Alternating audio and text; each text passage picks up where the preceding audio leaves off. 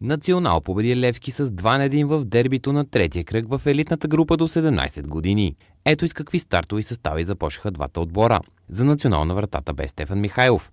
Пред него бяха Стилян Симеонов, Мартин Портарски, Даниел Ражданов, Мартин Кюркчиев, Стефан Крумов, Алекс Александров, Кристиян Горянов, който носеше капитанската лента, Дилян Шишманов, Виктор Илиев и Мартин Йорданов. За сините на вратата започна Огнян Водамиров, който бе и капитан, а пред него бяха Антонио Георгиев, Антон Манов, Александър Йовчев, Стоян Лазаров, Самуил Барабанов, Александър Калчев, Радостин Стоилов, Андрей Нешев, Кристиян Вутов и Иво Мотев. Срещата започна с натиск на Национал и положенията пред вратата на Левски следваха едно след друго. В 11-та минута Дилян Шишманов откри резултата, а домакините продължиха да атакуват. Последваха още добри ситуации за гол, но до почивката резултата остана непроменен. През втората част Левски заигра по-добре, владееше топката и създаде напрежение пред вратата на противника. Национал се прибра и заигра на контратака, като при една от тях Виктор Илиев се откъсна, но ударът му срещна на предишната греда. В 70-та минута домакините все пак стигнаха до втория гол, като точно за тях бе Кристиян Горянов, след като завърши добра атака.